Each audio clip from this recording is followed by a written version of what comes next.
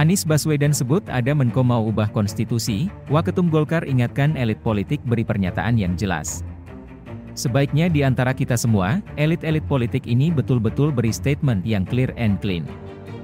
Jangan timbulkan tafsir politik, apalagi ini bisa mengarah ke personal. Tidak jelas siapa. Belum tentu juga yang diduga betul. Itu kan harus klarifikasi, kata Ahmad Doli saat ditemui di kantor Dewan Pengurus Pusat, DPP, Partai Golkar, Jakarta Barat, Ahad, 19 Maret 2023. Pasalnya, lanjut Doli, pernyataan Anies dilontarkan saat situasi politik saat ini sedang dalam tensi tinggi. Ia mengingatkan masyarakat juga sedang mencermati semua elit-elit politik. Menurutnya, apa yang disampaikan elit politik ini jangan sampai menimbulkan polemik baru di publik. Bisa ganggu segala macam. Sekarang konsentrasi kita butuh energi besar. Pasca pandemi kita belum selesai. Pemulihan ekonomi harus dijaga. Lalu persiapan pemilu yang energinya juga cukup besar, tutur Doli. Tanggapan singkat dari Airlangga Hartarto. Sementara itu, Ketua Umum Partai Golkar yang juga merupakan Menteri Koordinator Bidang Perekonomian Airlangga Hartarto hanya menanggapi singkat tudingan Anies tersebut.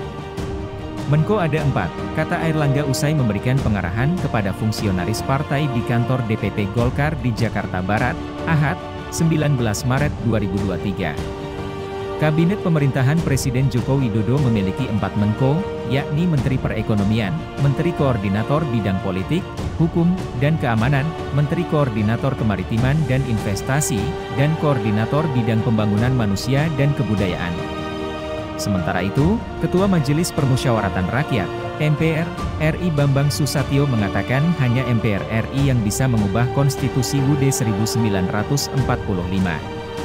Sesuai UUD, yang bisa mengubah ya MPR, kata Wakil Ketua Umum Golkar yang biasa disapa Bamsud ini. Anies sebut ada Menko yang mau ubah konstitusi. Pernyataan Anies Baswedan itu disampaikan saat dia berpidato dalam acara silaturahmi dan dialog kebangsaan lintas tokoh Kesatuan Alumni Himpunan Mahasiswa Islam, KAHMI, di kawasan Ancol, Jakarta Utara, Kamis, 16 Maret 2023. Awalnya, Anies mengatakan tantangan dan dinamika untuk mengembalikan spirit dan nilai bangsa Indonesia begitu besar. Menurut Anies, hal itu tercermin dari perasaan banyak orang mengenai kualitas demokrasi. Anies bercerita, dirinya tidak pernah membayangkan ada petinggi yang terang-terangan mengajak mengubah konstitusi. Toh kalaupun ada gagasan itu, kata dia, maka biasanya dilakukan dalam forum-forum tertutup. Ia mengaku tidak pernah membayangkan seorang menteri koordinator membicarakan ihwal gagasan mengubah konstitusi. Menurut Anies, orang-orang yang tidak komit pada demokrasi inilah yang mesti dilawan. Kok ada orang yang berada dalam posisi kunci, Menko, mengatakan mengubah konstitusi dengan jumlah orang seberapa banyak yang mau mendukung, kata Anies. Anies menjelaskan, yang dilawan bukanlah orangnya. Ia menyebut perlawanan mesti dilakukan terhadap wacana mengubah konstitusi itu demi menyelamatkan semangat reformasi. Karena kalau tidak, maka semangat reformasi akan rusak, ujar Anies.